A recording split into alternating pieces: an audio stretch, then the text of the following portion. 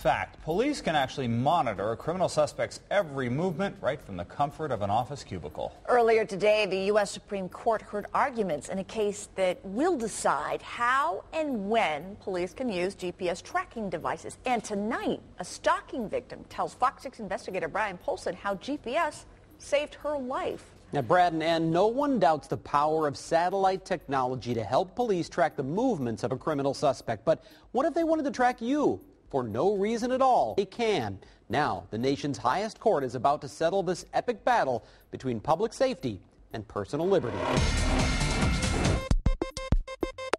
Every time you leave your house, every time you walk in a store, every time you buy groceries, fill up with gas or pay for parking, you leave behind what amounts to an electronic trail of breadcrumbs that can tell someone else every place you've been. It's the kind of technology you encounter every day without even thinking twice. I was just like, how do you know all that stuff? But Jamie Johnson knows better than anyone the sickening feeling that someone else is watching your every move. When I would go out on dates, all my dates' cars were being damaged.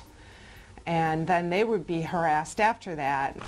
View of her house compiled minute-by-minute logs of her daily activities and kept her in a constant state of fear. He said, who knows, I may be hiding behind a bush and blow your head off. In 1996, Michael Sveum was convicted of a FOX6 show. He continued to harass Jamie from prison. When he got out 6 years later, the stalking continued.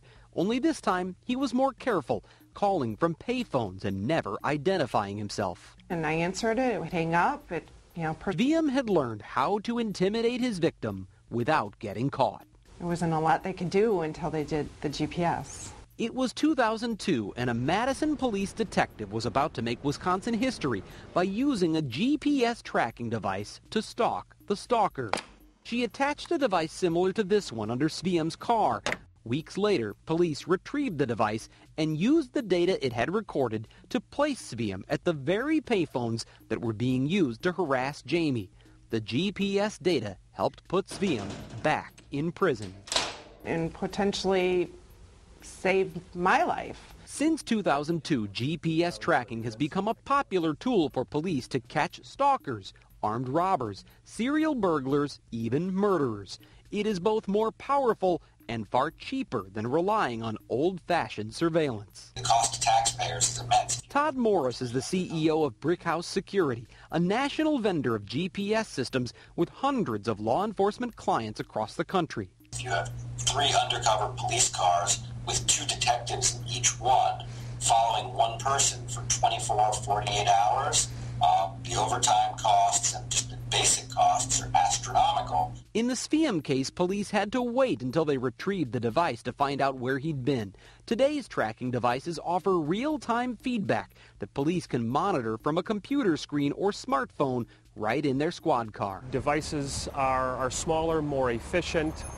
They're smarter. Jody Warmet is a special agent for the Wisconsin Division of Criminal Investigation, which supplies GPS devices to local police. I'm reluctant to talk about how many we have, where they're located, or how often we use them, but I can say that we do have those assets located around the state. When we asked Milwaukee police for records of how many GPS devices they have or how and when they use them, they denied our request, saying that disclosure would seriously handicap the department. And when we asked for an interview about GPS tracking, a department spokeswoman said, "We're going to take a pass." I think police departments are reluctant to divulge that because they view it as it's to their advantage to not have transparency in these kinds of cases. They want to, sort of not let the criminals know what they can do. But the more police use GPS, the more civil libertarians like Larry Dupuis shift in their seats. The police could just go and, plop these GPS units on anybody's vehicle, on everybody in a neighborhood. Dupuis is an attorney for the ACLU of Wisconsin, which believes police should be required to get a search warrant before placing a GPS device on a suspect's car. Why does getting a warrant interfere with their ability to investigate crime? If they're investigating crime, it shouldn't. Todd Morris argues there are times when police can't afford to wait. As when you're standing there on the corner and you see illegal activity going on and you have 2 cars driving away, you don't have time to get a warrant. You only have time to act. In 2009, the Wisconsin Court of Appeals ruled that placing a GPS device on Michael Spiam's car did not constitute a search and therefore did not require a search warrant.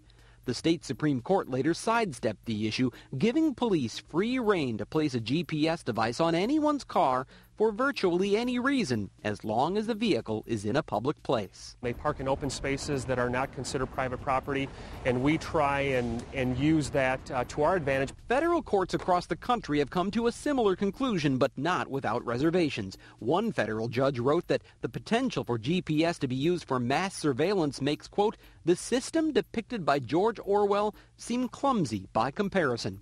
And yet another judge lamented that 1984 is here at last. It's astonishing, and that's what's in some ways so frightening. I mean, it's, you know, and the potential for abuse is incredible. Last year, a federal court in Washington, D.C. ruled against police, saying that detectives' use of GPS to track a pair of drug dealers was a search. And earlier this year, the U.S. Supreme Court agreed to take the case, setting the stage for one of the most important Fourth Amendment showdowns in generations. It's a big one because I think it's really going to redefine search and seizure. And that could have a major impact on how police use technology to catch criminals like Michael Spiam. It proved what he was doing. I think that the ability for law enforcement to use that in any suspected criminal activity is very important. Assuming they go and get a warrant, I have no objection to the police using GPS units. They should have to get a warrant.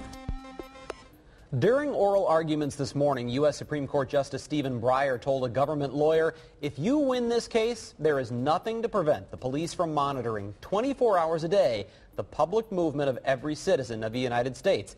The Department of Justice attorney replied that Congress or state legislatures should be the ones to place limits on GPS, not the courts. Later, Justice Sonia Sotomayor asked how many GPS devices are in use by law enforcement today.